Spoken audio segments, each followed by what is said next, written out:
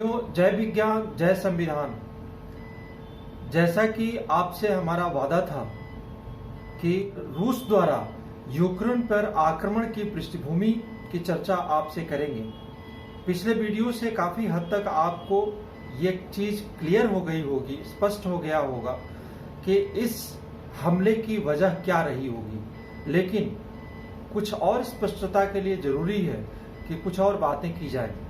तो आइए हम शुरू करते हैं उस विश्लेषण को जिसकी वजह से हाल फिलहाल में रूस ने यूक्रेन पर इतना भयानक आक्रमण किया है तथा अमेरिका जैसे देशों से, ब्रिटेन जैसे देशों से चिढ़ा हुआ है। लगातार आप सुन रहे होंगे नाटो नाटो नाटो। सारे मीडिया चैनल, राष्ट्रीय तथा सोशल मीडिया, हर जगह नाटो की चर्चा हो रही है। ये नाटो क्या है? नाटो को जानना अति आवश्यक है। उत्तरी अटलांटिक संधि या नॉर्थ अटलांटिक ट्रीटी ऑर्गेनाइजेशन ही नाटो है। यह एक सैन्य गठबंधन है जिसकी स्थापना 4 अप्रैल 1949 को हुई। इसका मुख्यालय यानी हेडक्वार्टर बेल्जियम की राजधानी ब्रुसेल्स में है। संगठन ने सामूहिक सुरक्षा की व्यवस्था बनाई जिसके अंतर्गत सदस्य राज्य बाहरी आक्रमण की स्थिति में आपस में सहयोग करने के लिए सहमत हुए। द्वितीय विश्व युद्ध के पश्चात विश्व रंगमंच पर अवतरित हुई 2 महाशक्तियां सोवियत संघ और अमेरिका के बीच शीत युद्ध का बहुत तेजी से विकास हुआ। फुल्टन भाषण एवं ट्रूमैन सिद्धांत के तहत जब साम्यवादी प्रसार को रोकने की बात कही गई तो इसके प्रत्युत्तर में सोवियत संघ ने अंतर्राष्ट्रीय संधियों का उल्लंघन कर 1948 में बर्लिन की नाकेबंदी कर दी। इसी क्रम में यह विचार किया जाने लगा कि एक ऐसा संगठन बनाया जाए जिसकी संयुक्त सेनाएं अपने सदस्य देशों की रक्षा कर सकें। मार्च 1948 में ब्रिटेन, फ्रांस, बेल्जियम, नीदरलैंड तथा लक्समबर्ग ने ब्रुसेल्स की संधि पर हस्ताक्षर किए। इसका उद्देश्य सामूहिक सैनिक सहायता एवं सामाजिक आर्थिक सहयोग था। साथ ही संधिकर्ताओं ने यह वचन दिया कि यूरोप में उनमें से किसी पर आक्रमण हुआ तो शेष सभी चारों देश हर संभव सहायता देंगे। इसी पृष्ठभूमि में बर्लिन की घेराबंदी और बढ़ते सोवियत प्रभाव को ध्यान में रखकर अमेरिका ने स्थिति को स्वयं अपने हाथों में लिया और सैनिक गुटबंदी की दिशा में पहला अति शक्तिशाली कदम उठाते हुए उत्तरी अटलांटिक संधि संगठन अर्थात नाटो की स्थापना की, जिसको हम नॉर्थ अटलांटिक ट्रीटी ऑर्गेनाइजेशन कहते हैं। संयुक्त राष्ट्र संघ के चार्टर में क्षेत्रीय संगठनों के प्रावधानों के अधीन नॉर्थ अटलांटिक ट्रीटी ऑर्गेनाइजेशन पर हस्ताक्षर की। इसकी स्थापना 4 अप्रैल 1949 को वाशिंगटन में हुई थी, जिस पर 12 देशों ने हस्ताक्षर किए थे। ये देश थे France, Belgium, Luxembourg, Britain, Netherland, Canada, Denmark, Iceland, Italy, Norway, पुर्तगाल और संयुक्त राष्ट्र अमेरिका। शीत युद्ध की समाप्ति से पूर्व यूनान, टर्की, पश्चिम जर्मनी, स्पेन भी सदस्य बने और शीत युद्ध के बाद नाटो की सदस्य संख्या का विस्तार होता रहा। 1999 में मिसौरी सम्मेलन में पोलैंड, हंगरी और चेक गणराज्य के शामिल होने से सदस्य संख्या 19 हो गई। मार्च 2004 में 7 नए राष्ट्रों को इसका सदस्य बनाया गया, जिसके फलस्वरूप यह संख्या बढ़कर 26 हो गई। इस संगठन का मुख्यालय बेल्जियम की राजधानी ब्रुसेल्स में बनाया गया। अब आइए हम जानते हैं कि इसके स्थापना के नॉर्थ अटलांटिक ट्रीटी ऑर्गेनाइजेशन के कारण क्या क्या हुए। पहला तो सबसे बड़ा कारण यह माना जाता है कि द्वितीय विश्व युद्ध के बाद सोवियत संघ ने पूर्वी यूरोप में अपनी सेनाएं हटाने से मना कर दिया और वहां साम्यवादी शासन की स्थापना का प्रयास किया। अमेरिका ने इसका लाभ उठाकर साम्यवाद विरोधी नारा दिया और यूरोपीय देशों को साम्यवादी खतरे से सावधान किया। इसके परिणाम स्वरूप यूरोपीय देश एक ऐसे संगठन के निर्माण हेतु तैयार हो गए जो उनकी सुरक्षा करे, जिसके बाद ये नाटो संगठन बनाया गया। दूसरा सबसे बड़ा कारण था कि द्वितीय विश्व युद्ध के दौरान पश्चिम यूरोपीय देशों ने अत्यधिक नुकसान उठाया था, अतः उनके आर्थिक पुनर्निर्माण के लिए अमेरिका एक बहुत बड़ी आशा थी। ऐसे में अमेरिका द्वारा नाटो की स्थापना का उन्होंने समर्थन किया। इसके उद्देश्य क्या हो सकते थे, इस पर विचार करने से पता चलता है कि यूरोप पर आक्रमण के समय अवरोधक की भूमिका निभाना ये पहला उद्देश्य हो सकता था। दूसरा, सोवियत संघ के पश्चिम यूरोप में तथाकथित विस्तार को रोकना तथा युद्ध की स्थिति में लोगों को मानसिक रूप से तैयार करना। तीसरा यह था कि सैन्य तथा आर्थिक विकास के लिए अपने कार्यक्रमों द्वारा यूरोपीय राष्ट्रों के लिए सुरक्षा छत्र प्रदान करना। चौथा यह था कि पश्चिमी यूरोप के देशों को एक सूत्र में संगठित करना। और पांचवा यह था कि इस प्रकार नाटो का उद्देश्य स्वतंत्र विश्व की रक्षा के लिए, साम्यवाद के लिए और यदि संभव हो तो साम्यवाद को पराजित करने के लिए अमेरिका की प्रतिबद्धता का माना गया। 4 अंगों से मिलकर इसकी संरचना बनी। एक तो परिषद का निर्माण हुआ। यह नाटो का सर्वोच्च अंग है। इसका निर्माण राज्य के मंत्रियों से होता है और इसकी मंत्री स्तरीय बैठक वर्ष में एक बार होती है।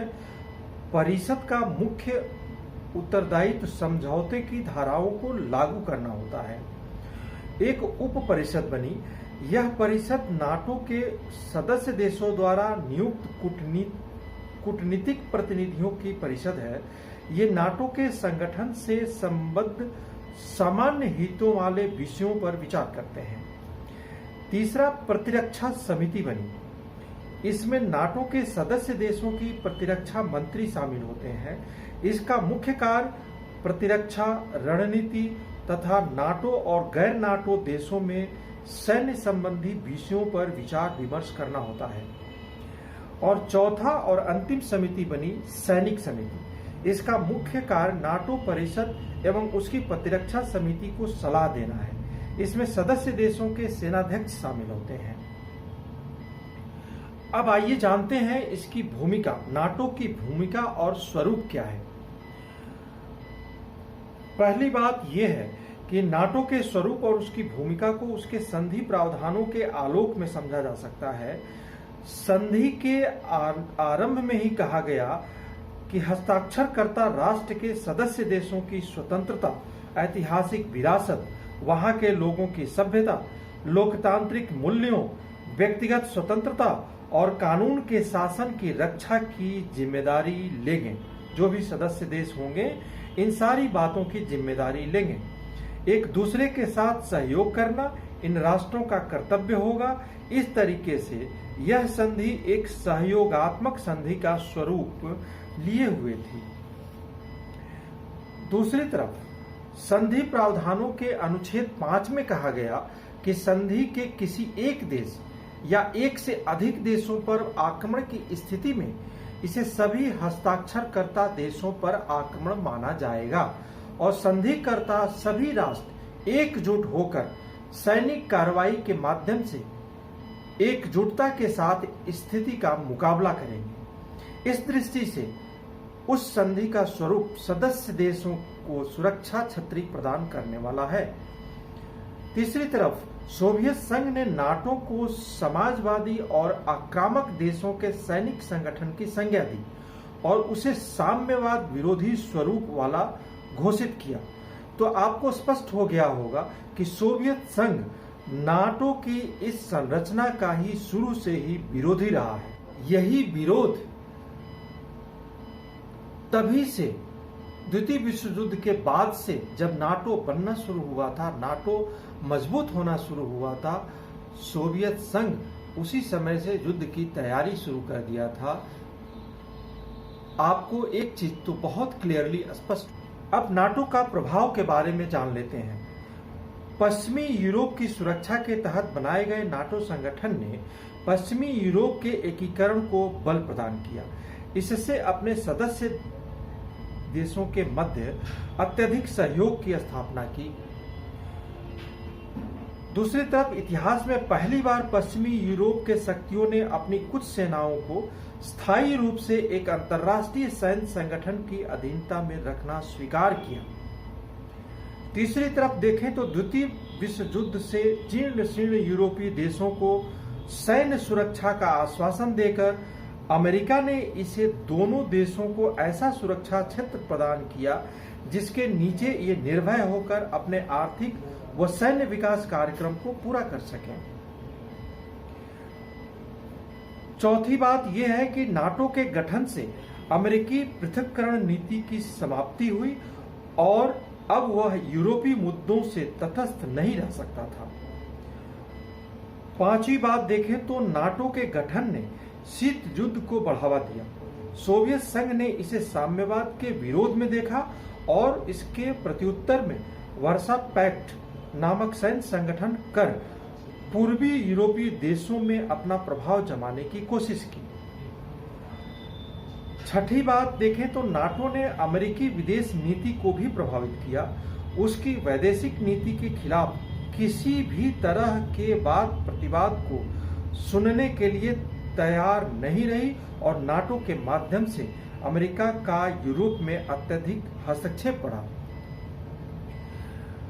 सातवीं तरफ देखें तो यूरोप में अमेरिका के अत्यधिक हस्तक्षेप ने यूरोपीय देशों को यह सोचने के लिए बाध्य किया कि यूरोप की सामाजिक आर्थिक समस्याओं का समाधान यूरोपीय दृष्टिकोण से हल किया जाना चाहिए। इस दृष्टिकोण ने यूरोपीय समुदाय यानी यूरोपीय यूनियन के गठन का मार्ग प्रशस्त किया।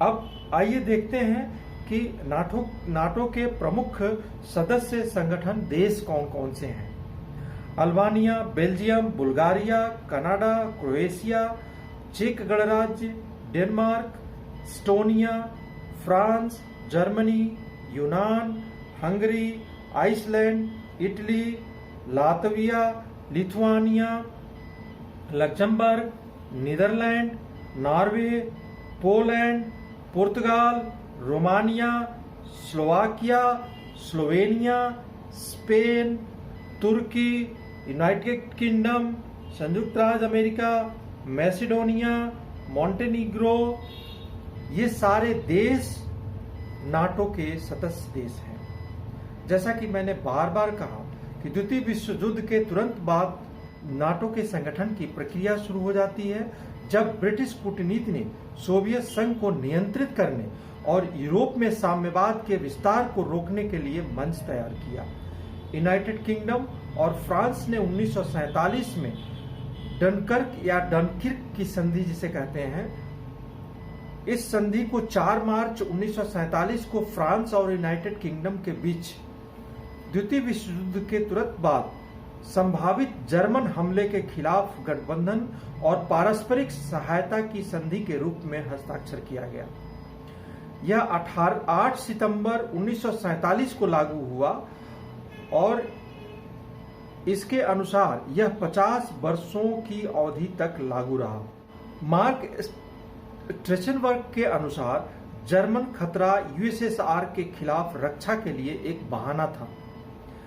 यह संधि 1948 की ब्रसेल्स संधि, जिसे ब्रुसेल्स पैक्ट के रूप में भी जाना जाता है, से पहले किया गया था, जिसने बेल्जियम, फ्रांस, लक्समबर्ग, नीदरलैंड और यूनाइटेड किंगडम के बीच वेस्टर्न यूनियन की स्थापना की, जो 1955 में पश्चिमी यूरोपीय संघ बन गया। 1954 की ब्रुसेल्स संधि, जिसे संशोधित ब्रुसेल्स संधि या एमबीटी के रूप में भी जाना जाता है, की शक्ति जब इटली और पश्चिम जर्मनी को शामिल किया गया था, एक रक्षात्मक संधि पर हस्ताक्षर किए, जिसे 1948 में 3 बेनेलक्स देशों, इन बेनेलक्स देशों में बेल्जियम, नीदरलैंड और लक्समबर्ग को जोड़ने के लिए ब्रुसेल्स की संधि के साथ ही इसका फैलाव दिया गया और उन्हें 50 वर्षों तक सशस्त्र हमले के खिलाफ सामूहिक रक्षा के लिए प्रतिबद्ध किया गया। 1949 में नाटो के गठबंधन का विस्तार करने के लिए अंग्रेजों ने वाशिंगटन के साथ काम किया, जिसमें संयुक्त राज्य अमेरिका और कनाडा के साथ साथ इटली, पुर्तगाल, नॉर्वे, डेनमार्क और आइसलैंड को शामिल किया गया। पश्चिमी जर्मनी 1955 में शामिल हुआ और स्पेन बाद में 1982 में शामिल हुआ। नाटो की संरचना पूरे शीत युद्ध और उसके बाद ही विकसित हुई, ये स्टोरी अभी तक क्लियर हो गई है। नाटो के लिए एक एकीकृत सैन्य संरचना पहली बार 1950 में स्थापित की गई थी, क्योंकि यह स्पष्ट हो गया था कि नाटो को संभावित सोवियत हमले के खिलाफ लंबी अवधि के लिए अपनी सुरक्षा बढ़ाने की आवश्यकता होगी। अब आप समझ गए होंगे कि नाटो देश बहुत पहले से उनको ये आभास हो गया था कि सोवियत संघ, सोवियत रूस कभी न कभी हमला करेगा। अप्रैल 1951 में एलाइड कमांड यूरोप और उसके मुख्यालय शेप, जिसको supreme headquarter allied powers Europe कहते हैं, उत्तरी अटलांटिक संधि संगठन के एलाइड कमांड ऑपरेशंस एसीओ का मुख्यालय है। 1967 के बाद से यह बेल्जियम के मॉन्स शहर के उत्तर में कास्टमौ में स्थित है, लेकिन यह पहले 1953 से वर्साइल्स, फ्रांस के बगल में रॉकेटकोर्ट में स्थित था। 1951 से 2003 तक supreme headquarter allied powers Europe, allied command Europe यानी एसीई का मुख्यालय था। 2003 से यह एलाइड कमांड ऑपरेशंस का मुख्यालय रहा है, जो दुनिया भर में सभी नाटो संचालन को नियंत्रित करता है। इसकी स्थापना की गई थी और बाद में उत्तरी और मध्य यूरोप, दक्षिणी क्षेत्र और भूमध्य सागर में 4 इसके मुख्यालय जोड़े गए थे। 1950 से 2003 तक strategic commander supreme allied commander Europe यानी SACEUR और supreme allied commander Atlantic SACLANT थे। गठन के प्रारंभ के कुछ वर्षों में यह संगठन एक राजनीतिक संगठन से अधिक कुछ भी नहीं था, किंतु कोरियाई युद्ध ने सदस्य देशों को प्रेरक का काम किया और 2 अमेरिकी सर्वोच्च कमांडरों के दिशा निर्देशन में एक एकीकृत सैन्य संरचना निर्मित की गई। लॉर्ड इसमें पहले नाटो महासचिव बने, जिनके संगठन के उद्देश्य पर की गई एक टिप्पणी बहुत प्रसिद्ध हुई। रूसियों को बाहर रखने, अमेरिकियों को अंदर और जर्मन को नीचे रखने के लिए ये समिति बनाई गई है। यूरोपी और अमेरिका के बीच संबंध की भांति ही संगठन की ताकत घटती रही। इन्हीं परिस्थितियों में फ्रांस स्वतंत्र परमाणु निवारक यानी इंडिपेंडेंट न्यूक्लियर डिटरेंट बनाते हुए नाटो की सैनिक संरचना से 1966 से अलग हो गया। मैसेडोनिया 6 फरवरी 2019 को नाटो का 30वां सदस्य देश बना। 1989 में बर्लिन की दीवार गिरने के पश्चात संगठन का पूर्व की तरफ बाल्कन हिस्सों में प्रसार हुआ और वर्सा संधि से जुड़े हुए अनेक देश 1999 और 2004 में इस संगठन में शामिल हुए। नाटो के जवाब में सोवियत संघ के नेतृत्व में पूर्वी यूरोप के देशों के गठबंधन ने सन 1955 में वर्सा संधि की। इसमें ये देश शामिल हुए थे जैसे सोवियत संघ, पोलैंड, पूर्वी जर्मनी, चेकोस्लोवाकिया, हंगरी, रोमानिया और बुल्गारिया। इनका मुख्य काम था नाटो में शामिल देशों का यूरोप में मुकाबला करना। तो आप समझ गए होंगे कि किस प्रकार विश्व 2 धड़ों में बट गया। वर्सा संधि के माध्यम से यूरोप की तरफ वाले देश तथा नाटो के साइड वाले देश, जो अमेरिका के नेतृत्व में नाटो बना था।